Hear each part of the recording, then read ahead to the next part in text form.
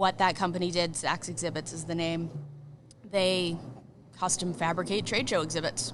So started working on a couple big brands, clients that go to 80 or more shows a year, everything custom fabrication, getting in the swing of things, traveling all the time. A couple years into it, the Sig Sauer trade show program was out to bid, which means they, develop a marketing RFP package, send it out to a bunch of companies. Just keep talking in the mic. I don't want to lose this. This is good. That do. Pull it closer. Do trade shows. And we ended up bidding on it and winning it. Wow. So Sig Sauer was my client initially. Started working on their trade show program. I don't know how close everybody's followed their exhibit, but when we inherited it, it was not as beautiful as it is now. It wasn't beautiful at all. Oh, the whole brand has come a long way. Yeah. I mean, there's people get, revisionist history, but keep going. Yeah. If you Googled Sig Sauer SHOT Show 2011, you'd see what we inherited as an exhibit. The booth is not small by any means, and it's grown since I worked on the program. So it was a lot of stuff, and they were looking to evolve that look and feel, which was an amazing project to work on because you don't get clients with the budget who can transform their brand altogether. So developed a new exhibit concept for them, built that brand new, worked on the program for 2.5, 3 years at the exhibit company I was with. That's at Saks. Saks, yep. And after getting pretty close with the SIG team, I loved working with them. They go to quite a few trade shows outside of SHOT Show for the LE, MilGov, commercial, the buy group shows, distributor, overseas. Yep, there was a lot of that. Getting chummy with the team and the global trade show manager there, we kind of talked about what does it look like if I leave Saks and go to work for SIG directly. Dun, dun, dun. Without upsetting anybody at Saks. So after some tough conversations, they realized I was looking for growth and I wanted to move fast and get, some more experience in marketing under my belt. They agreed to let me jump over to the other side. So I started working for SIG directly. God, was that 2014? I'm not looking at my LinkedIn right now. But moved into the role of trade show manager. It was a small team at that time, and we were doing a lot for 3 or 4 people. It was a blast. I love working there. There's great people. I can't say that enough. The quality of employee, I don't work there now, but when I did work there, the quality of employee was amazing. I'm still very close with a lot of people who work there. So, learned a lot about their approach to marketing in the industry, good and bad. SIG's a big player. They have budget, so they get to do a lot of things. They're the first to do a lot of things. Sometimes they're the last. I'm not going to pressure you to say anything bad, right? Yeah. So you say what you want, but no, when you have budget and you're the Titanic, we both know this, you can affect a lot of change making old ideas look new. Correct. Which is what a lot of big brands do because the firearms industry is so far behind. It's like shooting fish in the barrel. Literally, I make this joke all the time. Do you like if I call you Jess or Jessica? Either. All not right. Jesse. All right. So, Jess, I say this all the time. All firearms companies are going down the toilet when they start doing mag dumps in a desert. Like, that's like the death of the marketing department. Like, when it resorts down to mag dumps, you've hit rock bottom, like blow the department up. Like, when they come to you and the idea is, hey, we're going to go out and we're going to do a mag dump, and then that's what we're going to do. That's my belief system. So, like, I summarize it like this. Both having been CEOs, and we'll get to that part of your story, when you're in a position of leadership and you make a call to execute a marketing plan or execute a marketing strategy, no idea is a new idea. It's all been done, Correct. So when you make the point of there's a lot of recycled ideas, there's a lot, when you have budget, you can do a lot of different things and you can experiment. But I always explain to companies, marketing is like an investment pie. You should have a certain amount of reliable investments. You should have a certain amount of mid-risk investments and then a small piece of speculative investments anytime. That's my belief system towards it. No, I agree with that belief system. Yeah, I mean, that's how I view it. I think you should always bite off spec. I think by and large, and I want you to get to your part of the CEO story, just so you understand my frame and when you say things. I think we're witnessing the death of the ambassador as we know it. I don't think there's any value whatsoever in the quote unquote ambassador in the firearms business because two reasons. One, not enough companies understand it and the use of it. And two, the people, the end user is being trained so improperly on how to be a good ambassador that the two aren't connecting.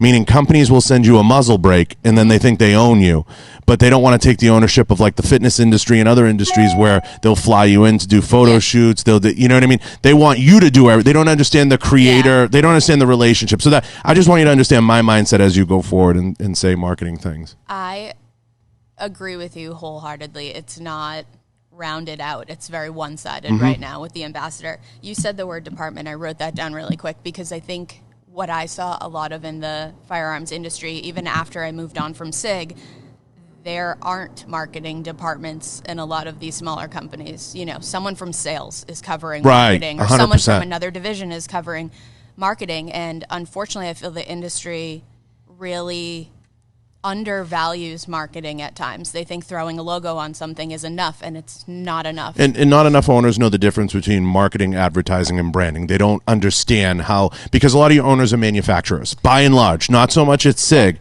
but you have this mentality of they're a manufacturer, so they just say, have the marketing girl or have the marketing person or have the kid do it. And you and I have seen this 100 times where we'll say, well, let's sit down with your marketing person, and they bring in like they're like, yeah, my 28-year-old niece does it, you know, she's out of college, like favor. as a favor. They don't take it. There's no I agree with you. Agreed. And I think a lot of what I find in what I'm doing now and what I'm really passionate about is telling a brand story. I think that the industry has forgotten a lot about that. They've gotten really used to the customers will come. You know, 100%. Because of things that are happening in the world right now, obviously sales are up, so we don't have to go the extra mile with marketing. No, you have a whole bunch of new gun owners that you need to educate on your product, on safety, on so many other things. There's unlimited opportunities right now to do so much more, not just cash in those checks and sit on it. I think that if you're not focused on marketing right now, especially when you've been in a holding pattern, you're not going to trade shows right now, you're not doing anything really right now, find a new way to use the money, keep it in marketing and use it in some other new innovative way. And I was one of the people running around screaming that people need to get into streaming, people need to get into podcasting, people need to get into these other spaces. Now I look like a wizard. Now my phone hasn't stopped ringing because people like, maybe he's right. You know what I mean? Because of the COVID. You're onto something. Yeah. The lockdown. And, of course, Joe gets the $100 million deal, and everybody starts looking at that. And I've said it 100 times. If these companies were smart, Jess, if they had people that at least got it to a point where they accepted the idea, you know what I mean? And they built out a marketing department properly, you could be sitting on $100 million entity in and of itself if it's built properly. And forget about the lathes, forget about the machines, forget about that stuff. And it doesn't take a lot to do. It does not. And I think a lot of brands think either marketing isn't worth the spend or they actually don't understand what the spend is. We'll obviously get to where I'm at now, but I spend a lot of time talking to clients, just trying to understand what they do, who they are, what their core values are, and then we take it back to a creative team and come up with something that fits within the budget. And if it requires more, we'll tell you that, and we'll work with you to figure out how do you get from here to here to do what you need to, and help you justify the ROI on it. If that's impressions, if that's actual dollars, whatever it needs to be, there's value to what you're doing. We certainly wouldn't say waste your money and do this with us. But I think the industry as a whole, they tend to lean on the cheap at times, and they don't put enough, effort into finding the right people to do it for them. Yeah, one thing I never understood, there's two things I want to bring up. One might be slightly controversial in your industry. I think by and large for a majority of companies, trade shows don't make any sense. That's one. In this industry? Yes. Okay. That's one. And I'll let you tackle that. And then two, it's amazing and I know you had some influence on this as the changes came. It's amazing how many companies have zero, and I say zero, set up in their booths for media and to support media. And I'm like, what is the point of you being here? Do you think you're going to show me an AR that's going to change the world? Yep. So you actually said something earlier about talking about what SIG, two things I thought of driving over here SIG does really well. One of them was while I was still there, and one of them has evolved after. I still go to SHOT Show every year and see everybody see the booth. When the dealer display platform kind of launched, there was a separate zone in the booth. The customers at SHOT Show are not Instagram people. It's distributors. It's dealers. They're there to, sign deals. Well, there's a lot of pikers do that business. do show up. Yeah. Yes, but when I'm working on a trade show exhibit, the first thing I'm thinking of is what's the attendee journey? You walk up to SIG's booth, and what's the experience you have? How do you get from this front desk to the back, start to finish? What products do you see? How does it work? Who is your attendee at that show, and what are you trying to tell them? I like that. What are they taking away from visiting your booth at the show? A lot of companies miss this. When I saw the dealer display set up, I was like, this makes sense. Dealers want to understand what it could look like in their shop. What are they getting if they sell $250K a year in SIG product and they see it and they think, I want that, and that sets a goal in their mind, and that's what they work towards. That's a customer that you're going to retain and have down the road. They also do that media area, which we didn't have that when I worked there, but I love that they are interviewing people, and that's content they can use later on. Unlimited. All over the place. You want to put it on TikTok, you want to put it on YouTube, you want to put it on Instagram. I know you don't love Instagram. I did listen to that. It's content you retain and can use in any way that you want. And I think people undervalue, to your point, how having those sorts of things in your booth you have to. And people say, well, I only have a 10 by 10. How can I do that? I'm like, you can create a little area that's set up for media if you set up your booth right. Is a 10 by 10 ideal? No, you're just getting your product out there. But there are ways you can, you should be doing more media. But you get why I don't like Instagram. I absolutely do. I think that you're betting on a very poor prophecy. You're betting on how much someone's willing to swipe down. Yep. I think every platform has a space. And maybe you'll have overlap in who sees your YouTube channel, who sees your Instagram, who sees your Facebook, whatever it might be. But there is a target demographic for each one. I don't think you get rid of Instagram altogether. No. I think you come up with a social media plan that attacks each demographic. If it's 18-year-old kids that look at Instagram, then fine, hit your 18-year-olds there, or 18 to 25, whatever it is, I don't know. I think another area that we focus a lot on outside of the firearms industry is the customer persona for the brands that I work with. Who is it that buys your product? What do they do on the weekends? What is it they like? How much would they spend with your company from their inception of seeing it to when they die? The firearms industry is awful. Horrendous. Don't say that. They are. And I'll tell you why. Because when I came into the business around the same time as you, I had come from years in banking. And we talked a lot in banking about sticky products, how to turn a customer into a client. That was was the experience. You talk a lot about that, especially in finance.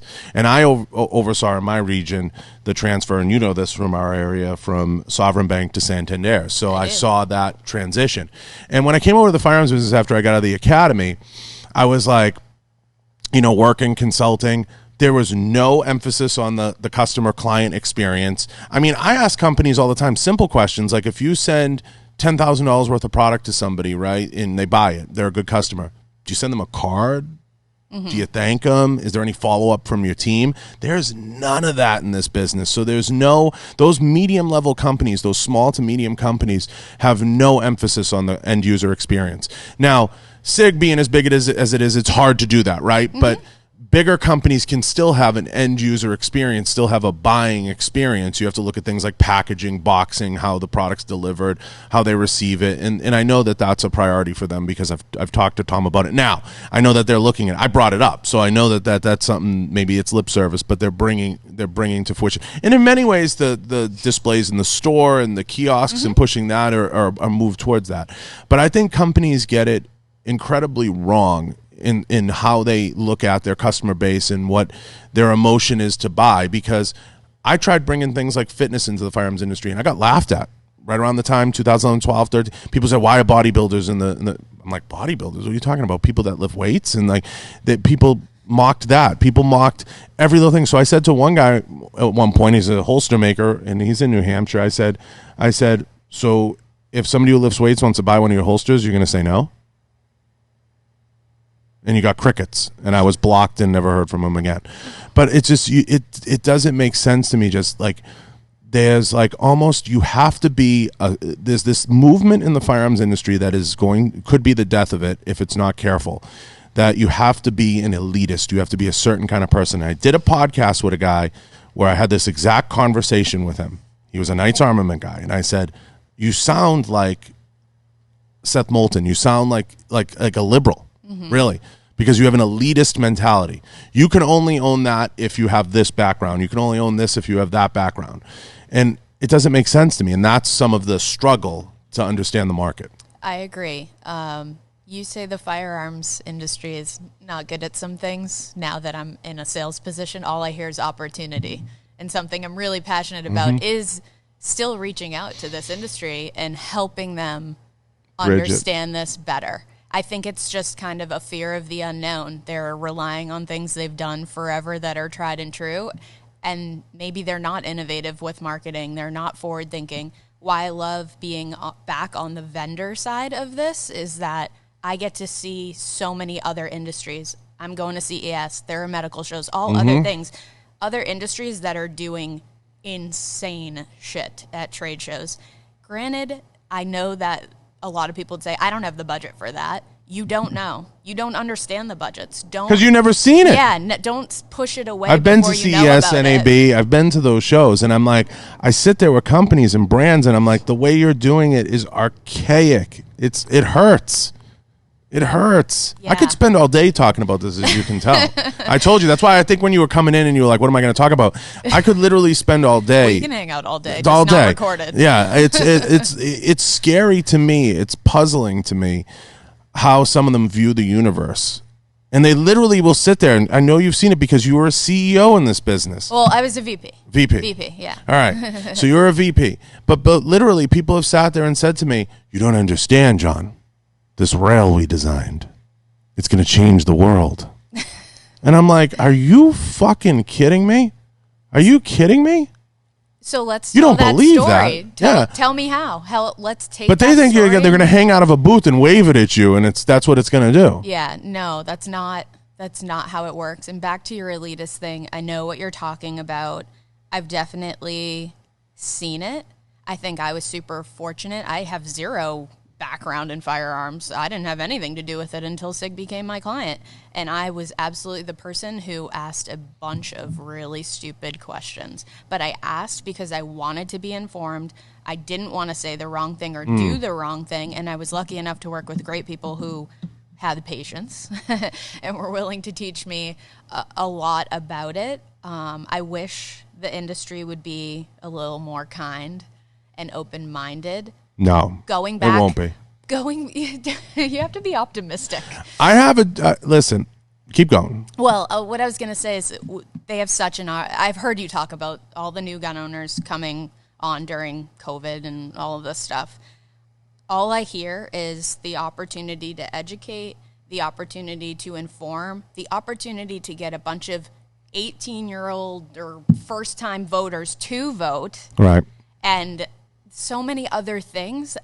I can't see how the industry wouldn't take this opportunity now to do all of this. I just don't understand how they're not thinking about what the next thing is. We're about to go into a time where marketing is probably going to need to be more emotional than ever. Well, they're missing human contact. They're not going to the trade shows to make these connections. We have to think about it differently. Let me back everything up to come forward. I had Neil Reddy Gunner on the show. And he says, there's FFL owners out there that don't even understand min-maxes. They don't even understand how to stock their shelves. And that's part of the problem is, we alluded to this earlier. They rely on old strategies. We go through this wave of huge sales, so the FFLs are saved. A lot of money comes in through the till. And then what happens is they go out and buy a lot of dumb shit again that they stock their shelves with that they can't sell because they're not listening to their customers. They just want to stock the shelves. So they buy a bunch of dumb shit that's available. It sits on the shelves, gathers dust till the next pandemic, and they can unload inventory or the next shooting or the next whatever. They don't understand how to properly set their shelves up to make sales, and that's a part of working with your team, working working with your customer base, developing a strategy to get things that will turn over, and creating min-maxes for not only your ammo, your firearms, everything else. They don't structure their business properly, a lot of them. And I love the FFLs. They're the blood of the industry. But that's a cycle that starts at the lowest level, at the store, at the register. It's the same thing that goes on in these manufacturers. A lot of these companies are run by engineers, manufacturers. That's who runs these companies. They have an engineering mindset. It's incredibly scary. In fact, it's frightening because engineers don't have a ton of vision. And I say that to every engineer out there. They don't. They're limited in capacity to what is possible. They don't ever think about what the impossible is. It's another side of the brain. It's another side of the brain. So they don't have a creative mindset. Everything is right angles. All they see is nails. And they just want to be a hammer. So you have to get them to think in different concepts. And part of the industry's problem is we have leaders, NRA, NSSF, and some of them have their shit, USCCA, throw them in there. Some of them, just as well as we have manufacturing leaders. Some of them have their shit together, some of them do not. The ones that do, they can't even figure out how to get pro shooting on the map.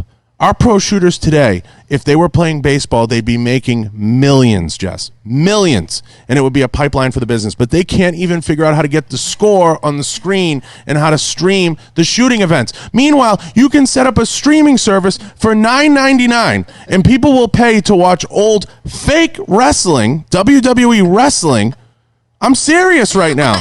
They will pay money to watch fake wrestling. And right now, when you have a president in office and you have a situation where guns, firearms, USA will never be at the highest of highs.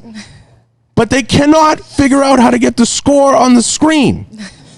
And NRA has to go and hire Ackerman McQueen to run their marketing. That's what they did was they create false gods. They create false gods. That people run around and say, ooh, there's Dana Loesch. Ooh, there's Corleone Noir. Have they ever run a machine? Have they ever worked in the firearms business? I'm asking. No, they wrote a book. They sell mugs. I've worked in the industry, but I didn't run a machine. So, I don't want to say too much there. But did you cash a check in the defense industry? Okay, yes. You got one step up. It's sticky, right? While I worked at SIG, there were different people that came into marketing that were not from the firearms industry. And that can be good. That had diverse experience. I agree. It can be great, but it's touchy because the way you approach that and how you deliver the information when you want to make change, you have to be sensitive to it. And if you're a person who comes in and says, I worked at Harley Davidson and this is how we did it there and we're going to do that here and try to do world domination on something that's been around forever, that's not going to get you in. You have to work through that and justify it. So unfortunately there is a little bit of that mentality of fear of the unknown. This is territory they've never chartered and they're worried about making a drastic change. But here's my struggle. This is why I get so passionate about it. It's not fear of the unknown. These are blueprints and scripts that exist everywhere. It's just unknown to them. So So when I sit in that room and they're like, geez, we don't know if the concept of a podcast will work. They just paid a guy $100 million. Your company's not worth that. You're not wrong. You're not wrong. But like I told you, I'm passionate about working with people to have these brainstorming sessions and talk through it and warm them up to the idea because I know that it is scary. What if we spend money and get nothing back? Yeah, I've sat down with companies and I've shown them Red Bull TV, Monster TV, shown them different concepts, shown them ways. Like Cops just got cut off the air, okay? Cops the show. I had no idea. Right? After 30 years. Okay, no big deal to some people. Why wouldn't, this is just throwing this out there. Why wouldn't SIG try to go grab the syndication rights of Cops and stream it on their thing? You know what I mean? In my mind, that's genius. Well, I think in your mind you have a bunch of genius ideas. I think there's a lot more rude, I think. Backup to it. That's Massachusetts. It's not rude. I like it. Grow a pair. I think there's just a lot more that comes with justifying it. You have to look at it from every angle, right? Yeah, it might not fit their plan and this. I get all that, but I'm saying there's plenty of these. What I'm getting at is enough people don't get to the table and they're not like what I call the 12th man, like in World War Z. Like they're not like saying like an outlier idea because they're afraid. There's a fear. You've been in those rooms. They're afraid to lose their job. They're afraid to say something crazy. So I'm like, why aren't you looking at like a spec idea? Or a spec concept. Okay, maybe it's not cops. Maybe we don't put 20 million into that. You see what I'm saying? But you have to create a series of syndicated programming, whether it's for YouTube or whether it's for other channels, if you're going to build a channel out that's going to be sustainable. And it cannot, and I'm going to say something crazy, Jess, it cannot always be about the gun. I agree. I mean, when COVID first started, a lot of people were asking me, what's the future of trade shows? Do you think they're going to go away forever? And I said, not for the firearms industry. Everybody still needs to pick something up and put it in their hands and hold it, and they can't do that on the internet. Right.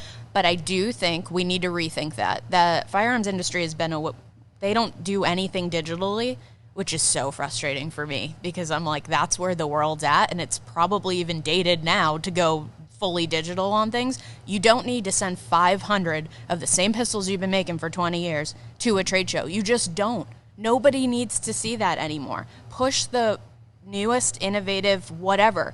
Take that attendee on a journey. Tell them a story. Make them brand loyal. Maybe they hated SIG prior to going to the show, and now they love SIG because someone took the time to walk them through and tell them the story of why they should support the brand now. And I'm just using SIG as an example because obviously that's one I know. But I think they just keep missing the mark year over year. When I went this year, there was nothing I saw that made me think, let me stop at that exhibit and see what they're doing there. You guys didn't do Brownell's. I mean, not Brownell's, Browning's booth, did you? No. That was a disaster. I didn't spend any time there. They were across from SIG. Yeah, always. It was a disaster. I mean, I'm looking at that. I'm like, do you guys sell mugs? I mean, that's an example of what I call like a brand out of control. If that's what you saw at Shacho, that's not the show to sell swag or... I was like, my jaw was at the floor at their booth because I'm like, can you put your name on anything else? Is there anything else you can put your name on? And do you see that where a brand gets out of control with its co-brand, like how it brands itself in terms of its licensing and everything else? I see that all the time, but I think there's a space for it. NRA show, you want to throw your logo on everything, go for it. People are buying things there because it's the consumer, it's the end user. They want that stuff. Everybody wants that Browning sticker on the back of their Chevy. Like, whatever it is. It can stay on a Chevy. But SHOT Show, that's not the targeted attendee. Right. You're trying to do business and close deals. It's not the end user. So I think that probably doesn't make sense there for that space. But if you're not working with an agency that's helping you understand what you should be doing at shows, what shows you should be going to, what you're getting back after you send your booth there and it comes back, they don't do leads a lot in the trade show, in the firearms industry, which I think is strange. But that's a partner you should be working with who's giving you that information. And if you're not, then you probably cheaped out. Mm-hmm. Yeah. I mean, there's so many brands, and I've talked about this with Jerry Michalik, Clint Smith, so other episodes in the past. We've done like deep dive discussions into booths we like and companies we don't. Who gets it incredibly wrong? This is actually my dream booth to redo, so maybe someone from this company maybe they'll listen. will hear me. Good way to put it. It's Ruger. Okay. Because they're to the right of SIG's booth, and I think they've had the same exhibit since they opened the company. 85. It's like, that's the year I was born. Yeah. It's still like, Grampy's old wood grain. Oh. Nothing's been updated on it. I think that it would be, I heard they're moving over to the Caesars, though. Yeah. Their space. That'll be the death. Ruger, if you hear this, call me. Yeah. Ruger. There's a couple that are disastrous. Colt comes to mind a lot, and it's because of the history of them and what it could be. It's been tough for them. So I'll phrase it how you would. You go over there, and I'm just like, first of all, one of the guys I bumped into there and I was chatting with for a minute, he had such an elitist scumbag mentality. Like, I was like, I'm from Boston and I'm insulted. And that takes a little bit. I was kind of like, okay, wow. Like, am I supposed to be here? I'm looking at your product, and they have old like revolvers in there and cowboy guns, and I'm like, okay. And they'll look you dead in the eye and be like, well, we sell these. And I'm like, to who? To who? One every 10 years is a sale. Yeah. I mean, but like Colt, I guess, to use your language, like would be a dream company to go in and throw two grenades and just start. And rebrand. Mm-hmm. Yep.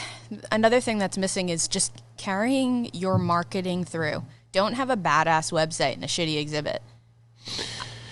The things I'm thinking of in my mind right now is like when you walk into a Bass Pro, I'm just going to use, what's the feeling you get?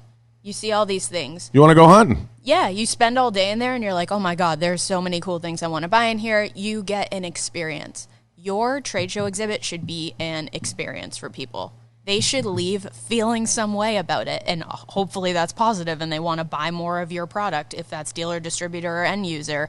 I think people just go, oh, we have to go? Let's go set something up. We'll put a big graphic on it and a logo, and hopefully that's enough. It's not enough. People will walk away and say they look like they have no money. Kimber's the one that comes to mind as like the potential to turn quickly, but they have another one with an elitist scumbag mentality. Like, I don't care. I say it. I don't give a fuck. I don't. I know you don't. I don't give a fuck. I don't. Now that I'm out of this industry, I have a lot less harsher opinions of things, you know? Yeah, I mean, I just see them and I'm like, you're there. You're right there. Just get out of your own way now. And hopefully they're listening and will consider this. Just get out of your own way. You need a clean house. You need to get rid of some people there.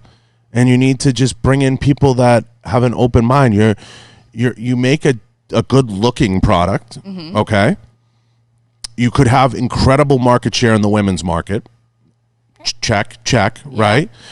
You just need to go after that market, and you need to be more aggressive in that space, and you need to stop trying to walk around like, well, we're Kimber, and it's like that HK mentality, like we're somebody, you know? Okay. Is Kimber the one that has the painted ladies sometimes? Yeah, okay.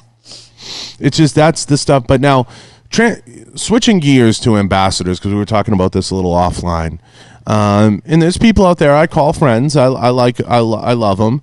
But why does the industry get ambassadors and influencers so wrong? I wrote a paper that I published on LinkedIn that showed the difference between ambassadors and influencers. And I purposely wanted to explain that to the industry, and I gave it free.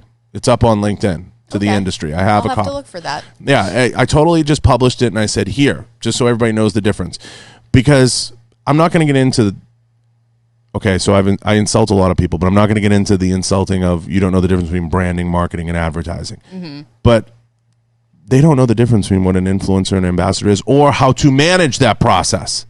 There's some expectation that it's free, that they get a product and they do this for free, and that's not the case. I'd like to hear how you think it should be managed. So, a few things. I think companies shouldn't even get into it if they don't have the bandwidth to support it. Mm-hmm. So if you have little Timmy managing or little Veronica managing your Instagram account, it's not for you. You don't have the ability. I've been a sponsored athlete in the fitness industry. I've been in other industries where I've seen the process work and I've seen it be successful. Mm-hmm. If you're not prepared to bring on a company like Refersion or something that you can set up a system to feed the meter to be able to allow people to publish codes or put things out there to begin to track the ROI, don't even go there. Yep. Okay, so that's step one. Agreed. Step two is if you're willing to build out the team, you're willing to at least bring on somebody to oversee your ambassador program, because that's a full-time job in and of itself. Then you have to create tiers, and you have to create structure, and you have to have a blueprint for success. Mm-hmm. Maybe you pay one tier, and again, every company is different in terms of what they can support. Maybe they get 2 products and they get X dollars. Maybe they get 3 products and they get X dollars at a certain tier. Maybe they get no products and they just get the code and they get the ability to earn points, and that's a system too. Mm-hmm. So I'm talking at 1,000 feet here at the basic level. So let's say you're able to create a 3-tier system and you're able to support that. Your top tier or your highest level of ambassador, you can't give them the product and expect them to create the media. That makes no sense to me on any planet. It amazes me that the companies that are willing to give stuff away. If you're going to give that much product and that much money to someone, you best bet buy a $300 plane ticket, fly them out, and have a setup, or at least even if it's a small studio, and have the ability to create media and have the ability to create the media in the vein that you want it. Because then if they leave and take a flyer on you and say, fuck you, you at least have all the media assets. You control the process. And that's why a lot of the companies I went to, I would plug in things like a podcast, and they didn't understand the concept. But I said, if we fly the people in, then we control the process. I think you're spot on with it. I think you have to be in control of how your brand is being marketed. And if you're just sending something out into the wild and going, here, take some pictures of it, talk about it, say what you want to say, you're leaving a whole bunch of stuff on the table that's not being addressed. Yeah, and small companies that want to just give product away, unless you're going to be a Vortex or even how Inforce did it, and you're going to flood the market with a certain amount of product, that's called buying the market. You can do that, and they did a great job of that. A lot of those brands, they got a lot of product in the people's hands. That's like a tidal wave. You know what I mean? You can take the tidal wave approach, but if you don't have the budget for that, don't even go there. Don't think you're going to send 10 muzzle brakes or 10 rails out there, and that's going to like change the world for you. Don't even bother. Yep. I think there's enough information out there now from other industries of how, influencer programs can be set up and what you get back from that, what you gain doing it correctly. And maybe the industry just needs to do the homework, because even as you just described your vision of a breakdown, I was like, that's so similar to like what they do with dealers already. The program's pre-existing. Oh, it's pre-exist. Map it out, just tie it to influencers and as I said of dealers. 20 minutes ago, nothing I'm suggesting doesn't, like you said, it's new to them. Yep. Nothing I'm suggesting is new. But when you're sitting in the room, I've seen them look at me like I'm talking about a fucking trip around the sun. Like I've seen it. I've literally sat in rooms and seen it. And remember when I just said it's your approach and how you deliver the information to warm them up to the idea. That's why I'm here. That's why I'm here doing this. That's why I'm doing what I'm doing. I'm here doing this because my approach is abrasive a tiny bit. Of course. I'm at the point where I'm just like, all right, fuck you. Like, you don't get it.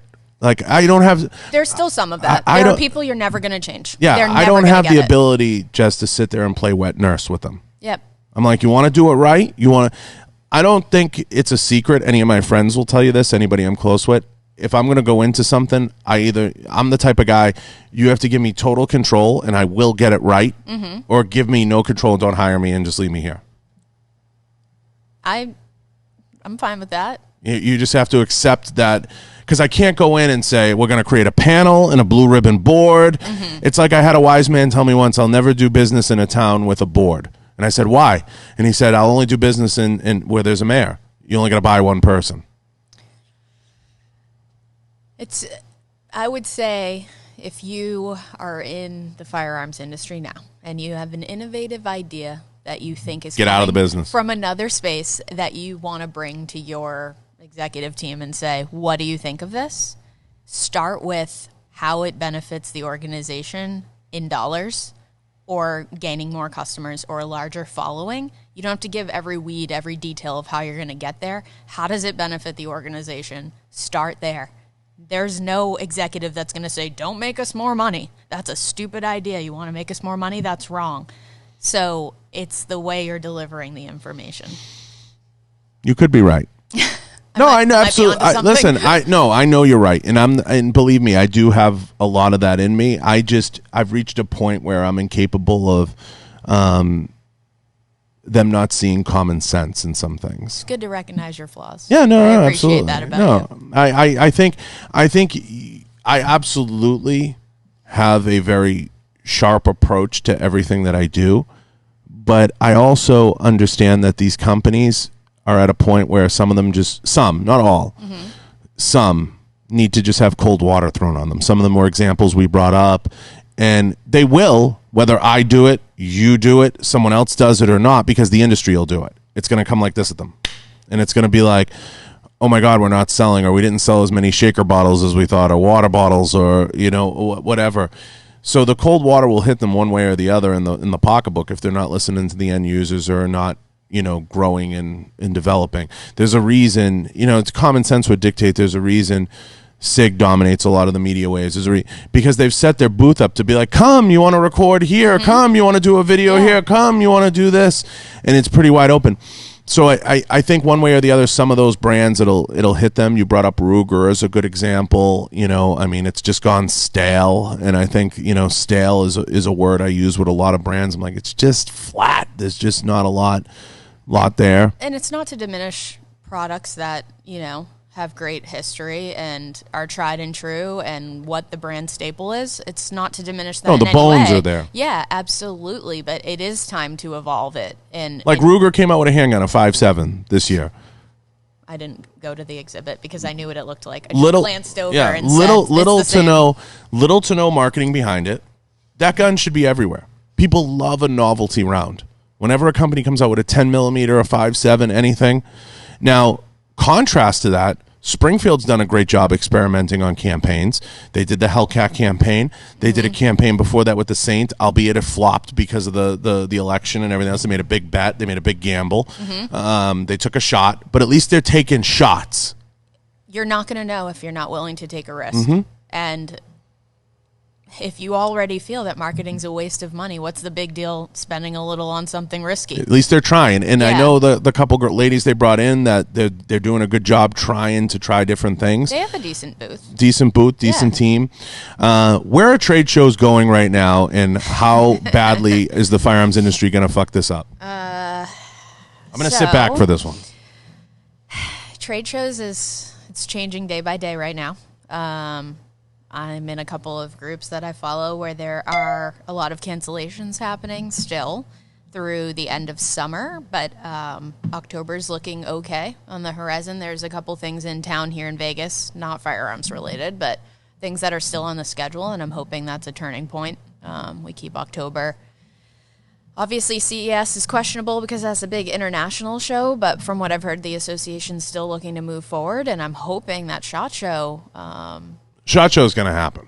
Will still happen, but I hope that this year I felt it was lighter than normal. The aisles weren't as packed. It was easier to get around, but I did notice they were a lot more strict with getting a badge. It needs to be. It needs to 100%. I do not need every person who does gun reviews on YouTube personally in their free time to attend Shacho. I don't think that that's appropriate or makes sense. That's more of an NRA in my mind. But I think this year's SHOT Show, what I'm hoping for the entire trade show industry is that it's a more meaningful experience. People go back to what it used to be. They're there for a reason. They're there to meet a certain person, do this X amount of business, or do some sort of media type thing, an appearance, educate people. I keep pushing this education thing because I think it's a missed opportunity when you're not.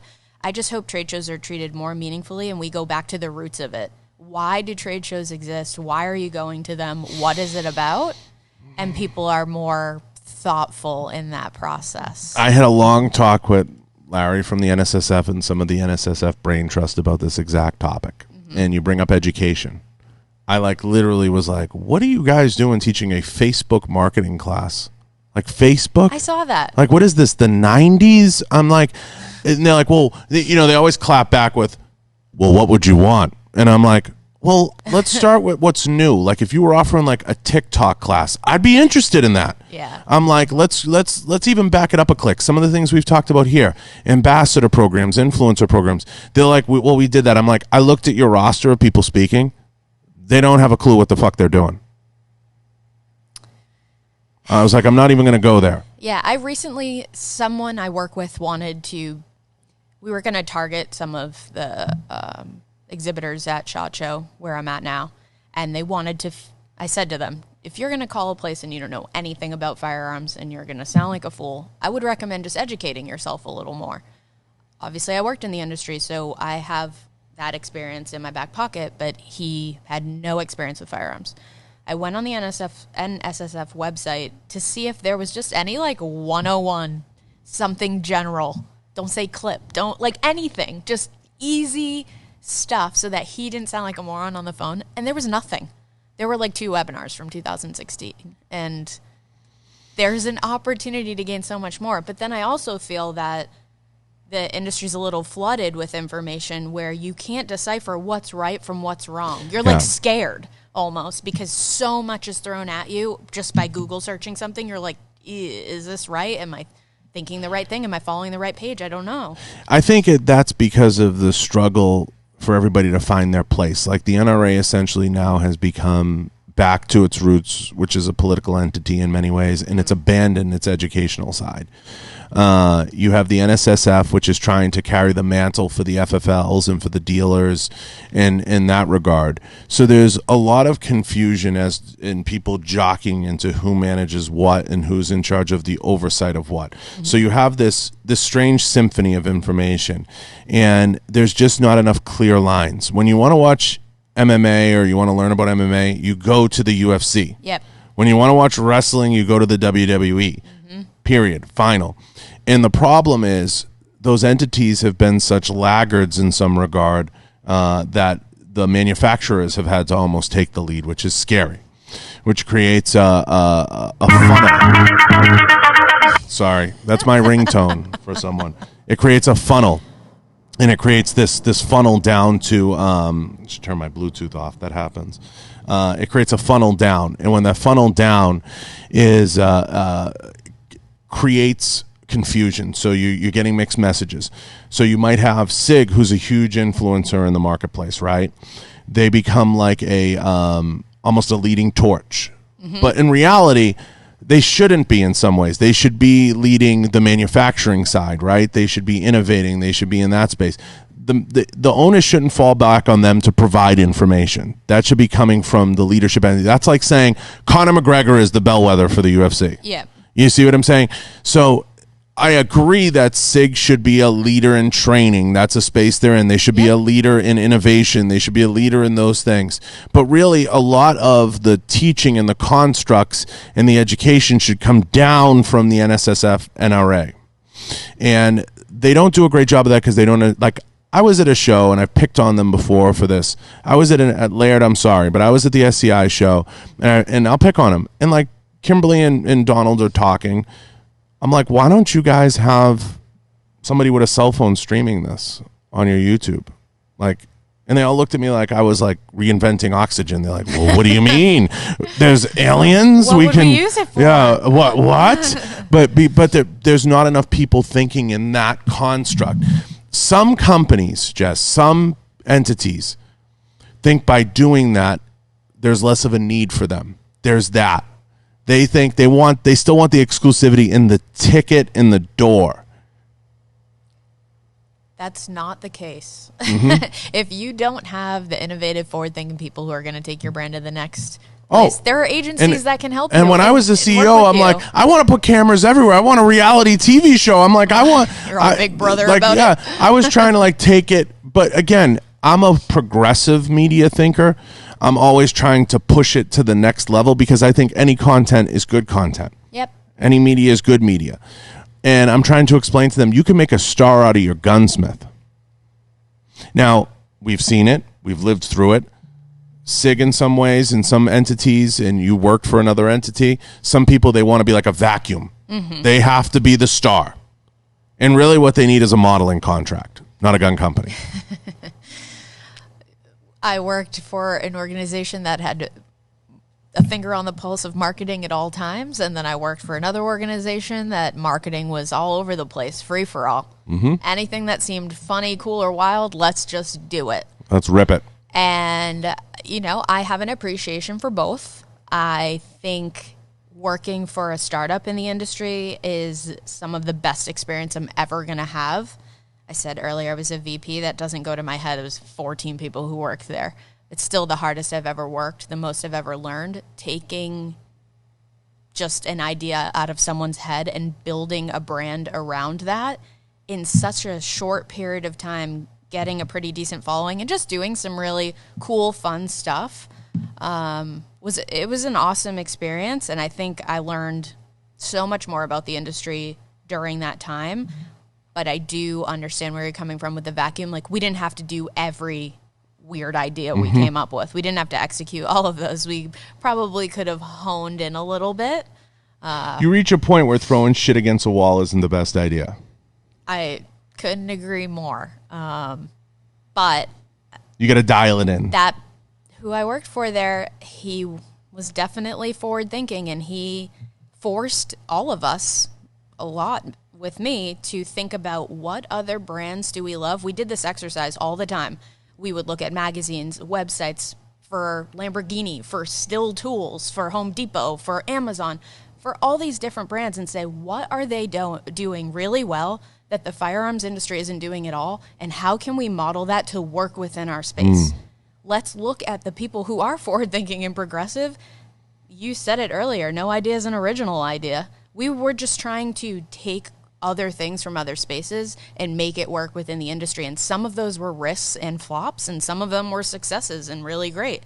So, you know, I enjoyed working for somebody who is willing to take a risk, sometimes too many risks. I'm sure people saw on Instagram Live me with panic mode face on all the time. But that experience coming from SIG was night and day, because you couldn't present an idea every time and know that you were going to be able to execute it. It was a long turnaround. And that's why at SIG, I've proposed many theories to those guys, because I have relationships there just like you. I said the academy is something you can peel off and really run with and do something exciting there. I said, can you do it with everything else? You and I both know, no. It's not possible. But over at the academy, from a marketing perspective, it's one of the most undernourished, undermarketed, underappreciated pieces. I'm the like, academy is amazing. I've said it 100 times. You have all the stars right there. You have all the stars. They're right there. They're right there. I've said it 100 times. And I know Tom will listen to this. And I've had the talk. I've said it to him. You know, and I love him. But I'm like, it's right fucking there. You could do amazing shit there. They do amazing shit there. It's just not pushed in marketing. I'm like, all you have to do is bring in, this is going to sound like an A-team ad, a crack commando unit to go in there and give them some control over putting it out there. And you could have everything you need for YouTube, everything you need for Instagram TV. All of the platforms. All the platforms. I mean, I see the academy. You joked about TikTok. I did listen to some of the podcasts. Maybe it was you or your Naked guest. Cartwheels? They said that they didn't understand how it could work in this space. The academy is the perfect space. You just have 60 seconds to say something quick you need people to know. It could be anything. It can be how to hold a gun. It's microdosing. Something safety. Anything. Just a quick blip. And lots of people... I'm 35 and I'm on it watching it all the time right now because I want to understand how it works. Of course. I want to understand the application for it. Where can we use it? Where doesn't it make sense? What's going viral? What's not? How do you get on the For You page? I mean, I sit there and look at it all day wondering all these different things. What are the algorithms? To. When you work in marketing, you have 100%. And, you know, I see a lot of opportunities for this industry to be using it. They just have to embrace, don't look at it like it's for 14-year-old kids. I'm 35 and I'm on it. And it isn't just because I'm in marketing. I actually enjoy watching it sometimes. It's filling my time right now during quarantine, that's for sure. For sure. And there's no better time now to get into more of the streaming than now. And that's one of the things I've been pounding the table for the last year about, because there's just not enough companies setting up a camera and doing something. Yep. I was not a podcast person prior to COVID, so... I'm guilty of that. But you've come around. The only one I listened to is My Favorite Murder. And now I'm on the... I was stuck on the Maura Murray thing forever. The Maura Murray, I was freaking hooked. So I didn't give the true crime space any credibility until now. Really? Hooked. Well, and I think I joked with you in a text that I'm on like Tom Segura and Bert Kreischer's Two Bears, One Cave? Yeah. Because they are... epically Bert hilarious. Kirshner and Tom Segura is hilarious. They are amazing. Tom Segura is such hilarious. a great job, and you don't even realize an hour and a half's gone by after listening. I'm a to huge that. Joey Diaz fan. I went to see him when he was here, and he's always on Joe, and like he's just crazy. Well, I'm getting on the podcast bandwagon, and because of COVID right now, where I'm working in, it's forcing us to think of, you know, if there are no trade shows for the rest of this year, how are we working with our customers or clients to do something else? How do we bring brand to people? That brings me to the next thing. A lot of companies say to me, well, John, I don't think a podcast is right for us. I'm like, you might be right. Yep. But think of it in the form of like a tabletop, and all you're doing is putting it up there. So like if you did a product thing, let's say it was about a bag, well, they're like, well, you can't see it. All you're doing is provoking them to go to YouTube. It's creating a cycle in your marketing. So let's say you did a 15-minute piece on something you make, and that's like where your head is. But you're just putting the audio up. What does it hurt you to do that? It doesn't. You're doing it anyway. Yes. It doesn't hurt you. Vortex gets that. It would be really stupid to just sit on your hands and wait for this to be over and not market anything during this time. I see companies doing it. And some of them I've worked for. Yeah, we're working with a lot of companies right now to come up with what we can do. I'm sure everybody's been reading virtual trade show. I'll be the first to say I'm not, a huge fan of the concept. I think people are rushing to get them done because they had a trade show in July that had to be canceled. So now they're rushing to get it completed in time to launch. Those are kind of falling flat because I've been attending random virtual trade shows online that are free just to see how it's going. Mm-hmm. I haven't been blown away, but I think there's so much opportunity to improve on that. Another thing that we're really pushing is like hybrid. How do we do a piece of the show that's still like live, but a piece of it that's also online to get people who can't travel, who can't get out to it? Also, how do we bring your brand to you? Yeah, and when I say podcasting, I'm talking about videoing and audio, bringing both together. And a lot of companies don't think of it in that regard. I think now they will. I think the switch is flipping because a lot of people who pay attention to the news saw the Joe's deal, and so that like people say $100 million. I literally going to be a little behind the eight ball. I'm now, not. though. Yeah, I literally, and I've been at this game for a few years. I literally sat down with someone before I did this, and this was about a year ago, almost a year to the day, and they'll know because people will be listening. The person said to me, "There's no money in that." $100 million. Sounds like a lot of zeros. And his podcast is great. There's so much different content. I think it caters to such a wide audience. And it's not like the guests he has on are like these crazy guests. No. He doesn't he's never had like The Rock on there. Like he's never had, the president on there. Is that your number one to get on? Well, I think The Rock is very good at social media, but I think Cristiano Ronaldo is. I think there's a lot. You know what I mean? There's people, probably 3 dream guests would be like Lady Gaga, The Rock, you know what I mean? Because they're so good at social media to begin with. They have such a large audience and such a diverse following. You just love to get their thoughts. Now, my show is a pro to it's understood that people that come in here, they're going to be pretty pro those things, pro self-defense, pro in that space. And that's what I've marketed towards, and that's what I am. But I don't look at myself as a gun industry podcast because I'm going to tell you why. Because I look out at the space at the different podcasts out there, and I know who I'm talking about. There's a whole slew of them, and there are people that have been maybe good on Facebook at one time. They built their pages in their mother's basement. I know the people I'm talking about. They have the same 4 people on. They have the same 4 people. Well, their reach is a total of 20 people, and then it stops. And they've become a Glock 19 review page. It's essentially what they are. Like I said, mag dumps in the desert. That's what I said in the beginning. They've become stale. There's good people out there to have on, but I don't want to have the same 7 faces from the gun industry. That's why I love when people say, why would you want to have me on? Because you offer an inside look, and you kind of did the same thing. It's an inside perspective of what goes on, and I think that's what people need to hear. That I don't need to have 15 Navy SEALs on. Yep. I've had 10. So it's just 5 short. You know what I'm saying? But it's 300 episodes. I think the perspective is helpful. I listened to probably 5 of your guests, and I even gained insight. I learned a lot just listening to, is it Jason Wright, who's at SIG now? Yep. Obviously, I didn't have the opportunity to work with him, but he seemed like a really smart dude, and coming from, other industries. The radio side, yeah. He brought some really great perspective. You mentioned, the fitness or bodybuilding thing. Another exercise we played at Q a lot was, what other industries have the same type of customer that the gun industry has? Action sports.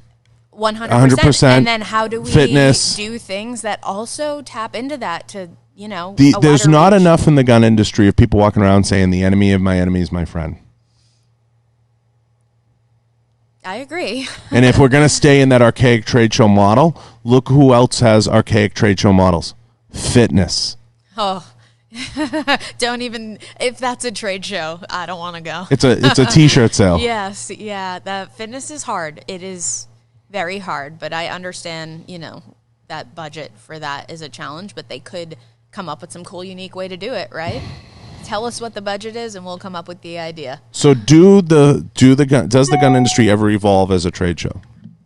I believe that it can. In our lifetime? Yes, I think so. How? What's the catalyst?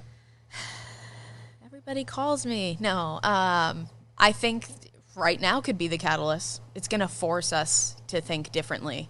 I don't know what the NSSF is planning for how we're going to do SHOT differently. Maybe they don't have the plan mapped out yet because we have to see how things evolve with COVID and what's going on. I think by then Vegas will have some restrictions in place, things that they have to meet no matter what, regardless of what association's hosting a show. But I think this is the time where we really should be rethinking how we're going to market if you are going to continue to go to shows, what you want to get out of it. Are you sending less people? What type of customers do you need to meet with? What's the goal of going? It's not just to show up anymore and say we still exist and we have an exhibit. You have to be getting something out of it. I think they're making a mistake splitting the show up. I don't and disagree. I have a lot Caesars of friends. is not close enough. I have a lot of friends at NSSF, and I think they're making. I think what they should have done is pared down who they let downstairs, and not everybody who has a pouch should be at Shacho. Yes, I agree with you. I think I said earlier, Ruger is one of the ones I heard was moving over, and I think that's just because how can anybody get a bigger space right now? There's no room to grow. Shacho's already taken over all of the sands, but do they have the right brands there? I'll use Suffolk in Tampa as an example. That's obviously more military focused, special ops. But they had a cap on how many exhibitors could be in and then a wait list for like ever. And that's just it. That's how it works. And you get points by showing up every year and doing certain things. And that's in a lot of medical too, this point system of I think they're looking at a bad models in terms of how they can grow. And I think those models include we'll just add more booths. How will they drive traffic there? How will people get from A to Z without losing them? How do you guarantee people go over to that space? I just don't. I need to understand what that is before I co-sign putting them so far away from one another. But unfortunately, the show's outgrown the space. And I don't know, maybe it's World of Concrete or Surfaces or something that's over at the convention center during that time. I'm not sure. I'd have to look it up. But we'll see how it goes. Maybe it won't happen this year. Move the dates. I don't know. I don't have the answer either. And like you said, I think it's something I'd have to see how it plays out to see what the draw is. I do think that similar to how they've pared the crowd down, they should take a long look at some of the booths downstairs and even some of the booths upstairs and even some of the rooms, how they use some of the rooms up on the high level. Yeah. Maybe necessarily you don't have to have the Glock party have that giant room. Yep. It doesn't have to be there. Maybe you can move that and use that room. There's a simple answer, right? Companies, if you can't get a bigger space or you don't want to move over to Caesars, how else should be thinking outside of the box? Where else? How else? What can I do to get, contact with the attendees or my customers or whatever? More scheduling, better pre-planning. I mean, with trade shows, pre-planning is key. If you're waiting 90 days out, that's silly. That's not enough time to execute a real strategy and ensure you're going to get return on your investment. When should people start planning for SHOT Show? It's a highly debated thing. It depends on... I said August. Your company and booth size. SIG will start probably now. Yeah. Next month, maybe. I always said by and large August. Yep. I think August is a great time frame for some of the spaces there, especially if you're going to build something new or do a new campaign or some sort of marketing strategy. You need that time to just talk through it, iron it out, go through all the questions, think of it from every side, and then execute. At 90 days would be the minimum, and that would be if it's small. What industry gets trade shows really right? Obviously, I said CES, the electronics industry. They show up. When is that show? It's January 6th to the 9th, I think. That's right. Yeah, very early January. There's a lot of medical shows that really get it right too, but obviously you can imagine medical has a lot of budget. Tech, anything tech. NAB does a really good job. They do a great job, but I think it could be pared down as well. I think there's a lot of people that don't need to be at NAB anymore that I'm like, okay. Well, podcasting has caused it to be a little flooded, for sure. Fine. I'm okay with that. Trying to think. Man, that's a great question. There's a lot of industries that aren't getting it right. Fitness is probably the worst. It's a longer worst. list. I've actually not, I don't have any clients that are in the fitness. At Olympia or Arnold. Because most of that, when the shows contract to have it, their general contractor will supply the exhibits for the exhibitors. So they don't reach out to a person like me to do some sort of custom activation. It's just something simple they can order on the internet. Yeah. Which is scary. Yeah, they do like a tablecloth. Scary.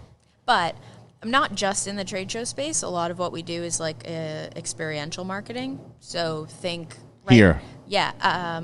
Well, the company I work for is nationwide and global. We talk more about things as brand experiences and activations. Think about when you go in the stadium and you see something built out there and there's an experience you're having at the Knights or the new Raider Stadium or something like that. We work on projects like that. It could be helping a brand stream. I just worked on something recently where they're not going to be able to go to their show, but they still want, during those dates, to put something up and have actually a live chat where people can dial in and ask real questions and talk about their product. And it's just on a green screen, and they're like doing a backdrop that would have been their trade show booth. Virtual. The cool thing about virtual, which I don't see the gun industry falling into, the cool thing is maybe you're stuck with your bad 20 by 20 at SHOT Show physically, but a virtual trade show, you can have any booth size you want. You want to build a whole Sim City for your brand, go for it. It's virtual. You can do anything you want in there. And I think they should do that. I think some smaller companies should do that. I think that the industry is not thinking about their customer and how they need to reach them. In the industry, like the buy group shows, they're underwhelming. The people who are going to them are just there to make purchases for their stores or dealers to buy from them, right? They're not there because they love to shoot or anything like that. How do you still reach them and close business at that time if you cannot have that show? We're talking a lot about road shows. How do you fully kit out an 18-wheeler that rolls out in a display and take it to a parking lot and have a mini event? If it has to be less than 200 people or whatever the number is, we'll figure it out. We can do markers on the floor, social distancing. There's so many things that you can do right now. Like I said, it'd be silly to sit on your hands. We just need to understand your brand so we can help come up with a solution for you. And I'm not the creative person. That's why I love working with creative people, because it's like, just help me understand the brand and what their product is, and then they come up with this crazy idea that I'm like, where did that even come from in your brain? A spaceship flies in and like delivers this cool concept, and I'm like, holy cow, that was more amazing than I thought it could be. So if you don't have the creative solutions on your team, or you don't have a marketing department, there are agencies you should be tapping into to support you with that. Yeah, for the firearms industry, now's a great time to be a consultant, because a lot of the poorly functioning companies are going to pare down their marketing like crazy because they're going to go the other way. And that's a shame. We both agree with that. And that's every industry right now. That's the first place they're going to go. They're not going to get rid of people that manufacture. They're going to cut marketing. Now, they'll have extra budget per se because they didn't do the shows. But at the same time, it's going to be one of those things. They're going to be chicken and egg. I don't need this. This has got to go. I know what you're going to say.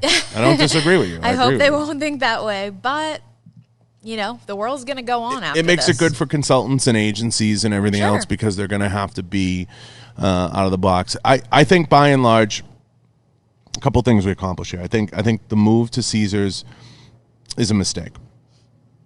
I think that there's too many companies in SHOT Show right now that don't need to be there. I think we accomplished that. Ambassadors and influencers have a place, but companies need to realize what needs to be built out first, the infrastructure required, what's necessary. There's too much overwhelming undervalue, a poor evaluation of what a trade show could do for you. 100%, especially in the firearms business. And I think for the most part, there's not enough outreach to contact agencies, contact people like you, contact anyone that could offer a dissenting opinion. Yeah, that maybe you haven't thought of. And I think too many companies are too quick to throw the baby out with the bathwater and say, well, we can't do that. 100% agree. Because they don't understand their bandwidth. And they don't understand what could be accomplished. Part of the reason why I loved the podcasting model in the firearms industry was because of the arbitrage from it. The ability to capture audio, video, photo. By the time you leave here, I'll have a photo, I'll have video, I'll have audio.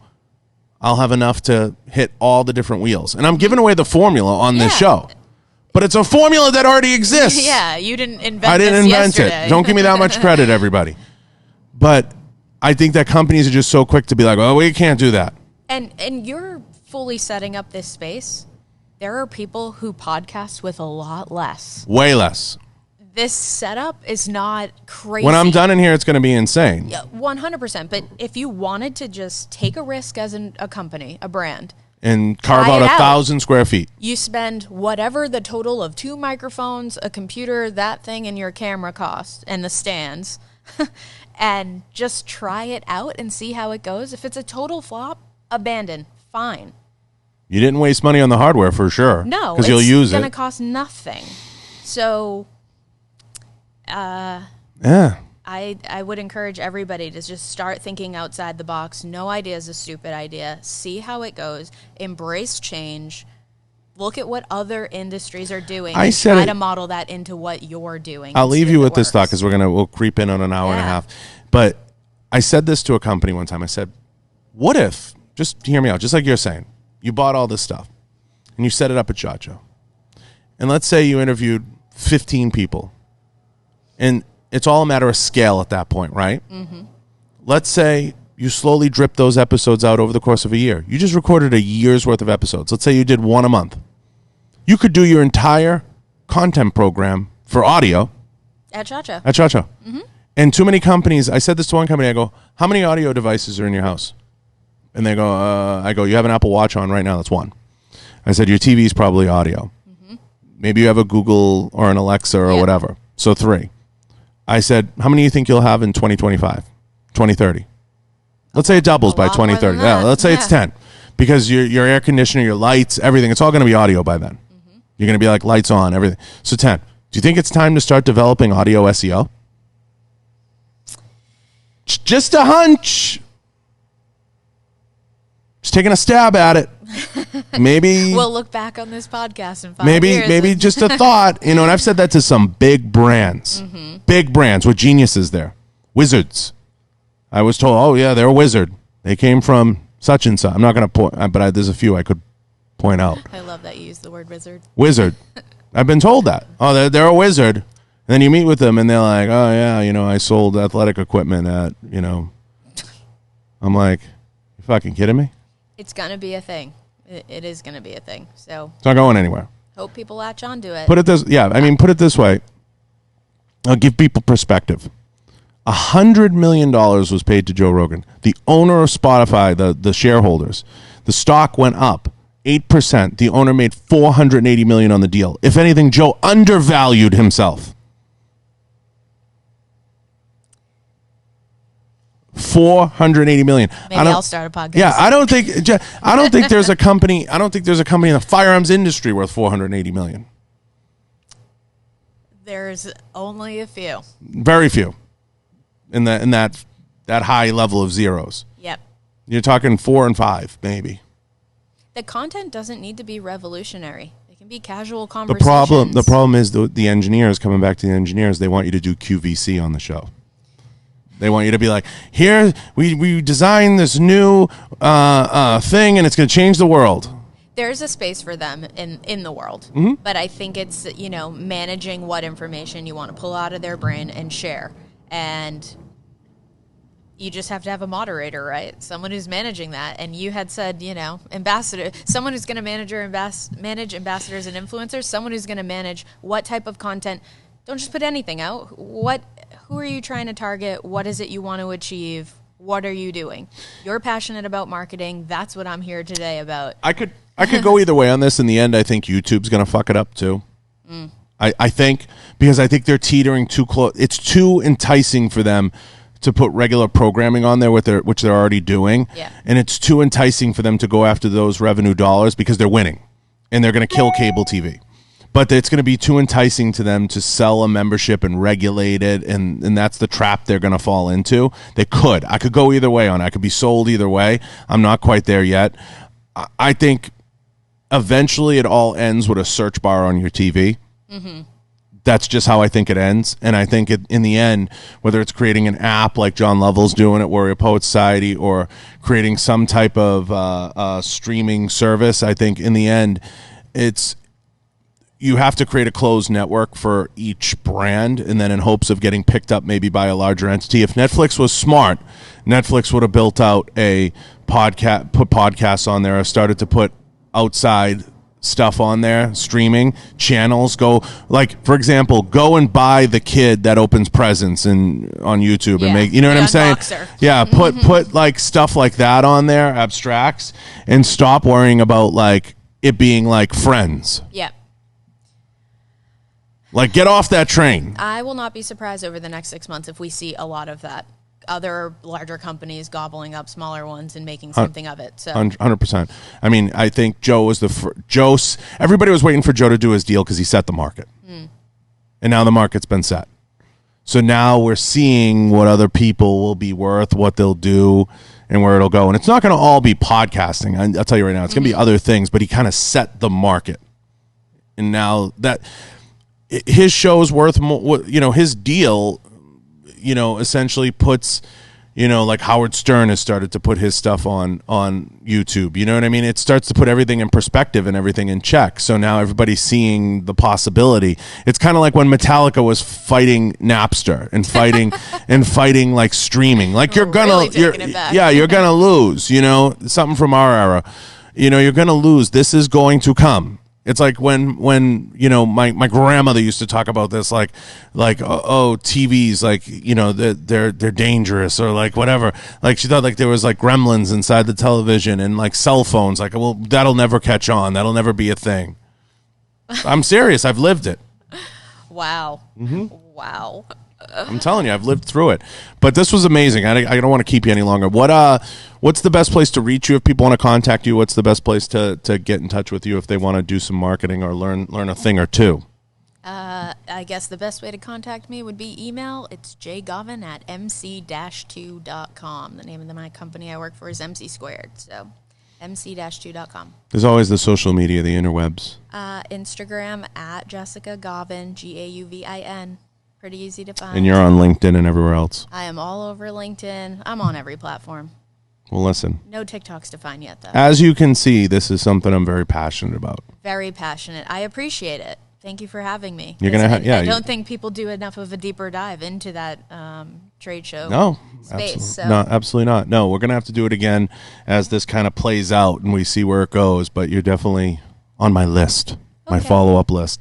But I appreciate you, and I appreciate you taking the time. Thank you. We're going to get out of here. I want to thank all the sponsors. I want to thank everybody at www.johnbartoloshow.com.